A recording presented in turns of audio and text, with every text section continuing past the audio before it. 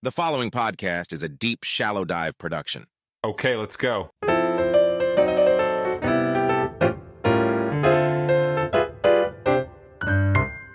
Is the government attempting to distract citizens from the official start of World War III? The idea that we're going to send in offensive equipment and have planes and tanks and trains, don't kid yourself, no matter what you all say. That's called World War III. Really? Then what is happening now? And today I'm announcing that the United States will be sending 31 Abrams tanks to Ukraine. What are your thoughts? Is it the time to start preparing, or it is too late? Alrighty, how's that for a mellow beginning to the Monday work week? Hey, what's up, everybody? Yeah, started off with that. It's kind of funny, but you know what? I don't know, something about Friday's episode for me was a little bit liberating in the sense that I actually had a lot of people reach out to me over the weekend. I had a lot of great conversations, and I had, just a lot of interesting stuff. You know, I've realized, I think maybe the more raw and real I get, the more people feel comfortable actually telling me how they really feel.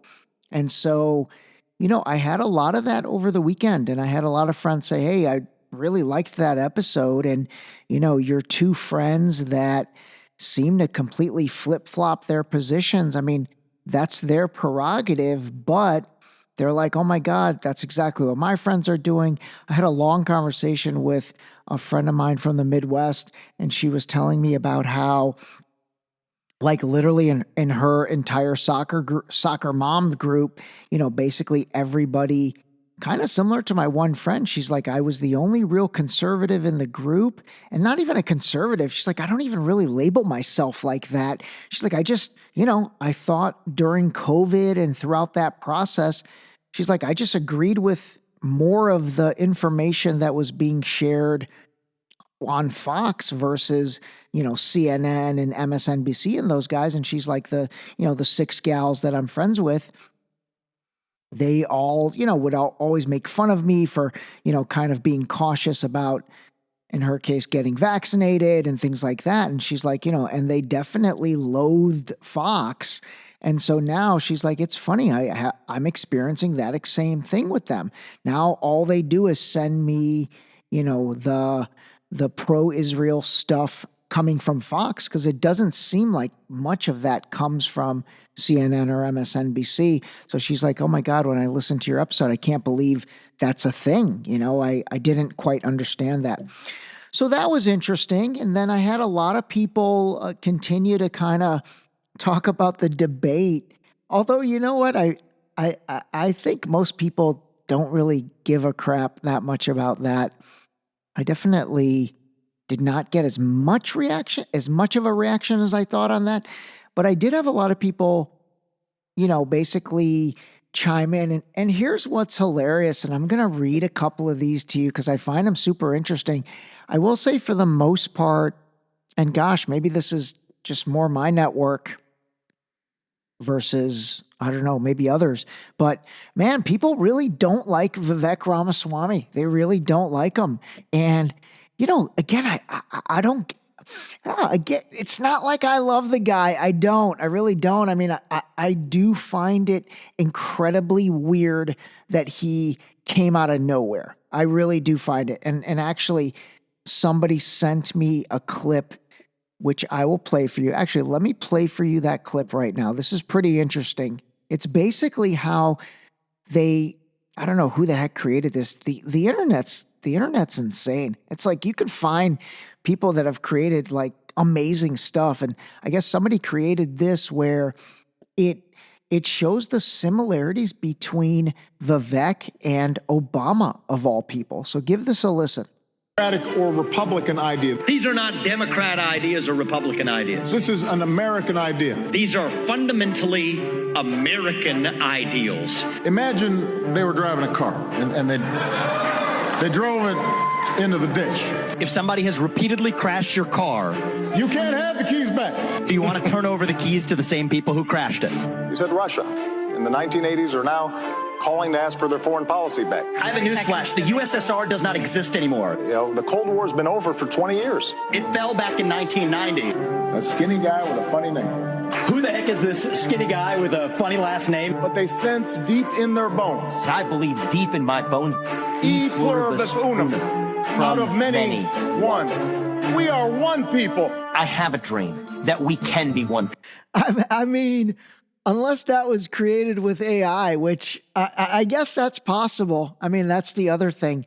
You know, I've obviously played 11 Labs, various clips, including the top 5 things I say and Ray D AI. We got to get that guy back, actually. Ray D AI. We haven't heard from him in a while. I don't know. Maybe they created some of that in 11 Labs. I'm going to try and see if there's a video component of that. But I mean, that was pretty similar. The one that really stood out to me the most was the, skinny guy with a funny last name. I mean, I find that impossible for Vivek to have just said that. I really do. Like, whether someone on his team is like, oh, check this out, Obama said this, it went over really well, this applies to you, you should say it. I mean, who knows? I mean, I find that a little weird too. But the similarities overall in all that stuff, I mean, that's weird. That's weird to me. That's definitely weird to me. So then that causes me, the spidey senses kick in, and I'm just like, okay, what's up with that? What's up with this guy? So aside from, I guess, my natural skepticism these days of pretty much everything, let's say he's on the up and up, okay? Let's say he's on the up and up. What I find hilarious, and again, I'm going to be honest, I thought he crushed that debate number 3. I thought he won debate number 3 by far. The things he said were just cringe. I mean, like, I couldn't believe he had the cojones to say those things on a debate stage. I really couldn't. And so all of that, assuming he's a legit guy and there's no monkey business or funny business, I thought all that was, again, I thought it was impressive. Not judging the person. This is going to be one of my new themes too. Like, let's not judge the person. Let's judge the take. Let's judge specifically what that aspect of what they said was, and trying not to cloud the take with our views of the person.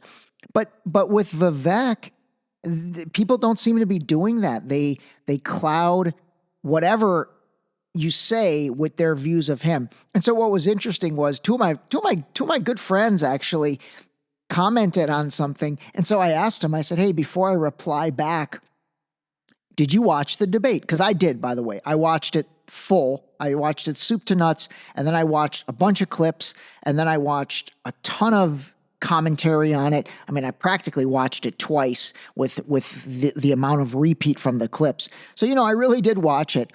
And then these two people who are not Vivek fans, I asked them, did you watch it? And let me read these responses because this is, again, to make a bigger point. All right, so let me read this. So after I had posted something about Vivek, it was like a graphic. It said, Deep Shallow Dive, Savage, winner, somebody buy this man a chicken dinner or give this man his chicken dinner. And then he wrote back, dude is a clown, scary, bro. And then I said, just out of curiosity, what makes you think that? Again, I'm not a big fan or anything, but I'm just curious. Also, did you watch the debate? Did you see his opening remarks and then his closing?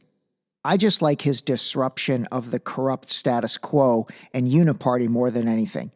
And so then my friend's reply was, he's an Ohio guy, and there are 2 types of people I know who know him.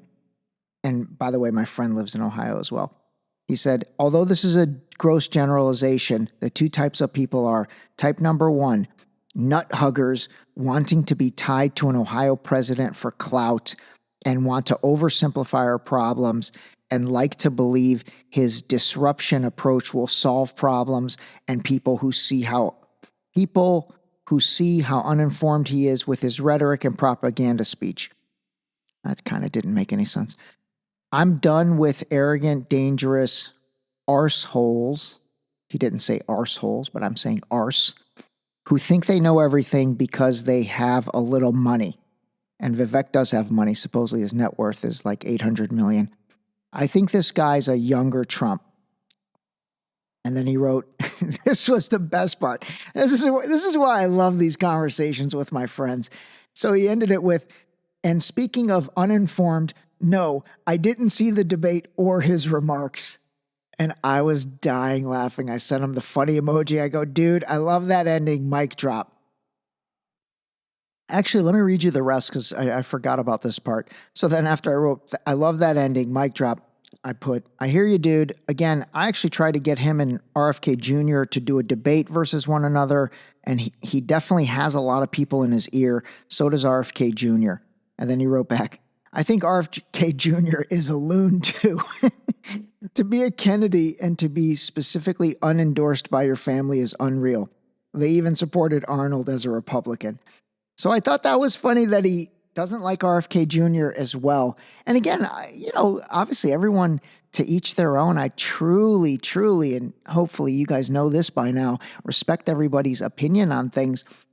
But it is interesting that the two guys that, quite frankly, they're challenging the status quo more than anything. They're challenging the status quo. They are unconventional. They are disrupting the system. They are from the outside. They're outsiders. Great movie and book. And they, it's like, I don't know, a lot of people, you would think everyone would appreciate that, especially because of what we've experienced the past 3 years. And then if you guys are anti-Trump people, take it back to 2016, what we've experienced since then politically, you would think that having fresh faces, fresh voices, disruption would be appreciated. But it's almost like love them or hate them. I mean, I really do see that with these two guys. I haven't really talked to anybody that's like, yeah, they're okay. I mean, middle of the road. It's either visceral love. Actually, it's either visceral hate or like, people are like, oh my God, I love him. And yeah, I absolutely agree with everything he says. So that was a take from one friend, which I thought was interesting. So then here's my other buddy. And again, this was on the same graphic that had Vivek as the winner of the debate. And then basically I said, somebody give this man his chicken dinner. He said, dead man walking, trying to mimic Trump for an audience that will never accept him because of his name alone. Also caught between trying to be smart and trying to be populist. You can't be both. And then he wrote, Haley is the only candidate who could beat Biden, assuming he makes it to the race. Haley versus Newsom, toss-up. All right, so I thought that was interesting that he also thought what I've said about Gavin Newsom. But then I wrote him back. I said, okay, bro, no worries. Quick question before I reply. Did you watch this entire debate? And then he wrote back, no, I did not watch any of the debate. I don't find them useful. Actually, I haven't watched any of the debates at all.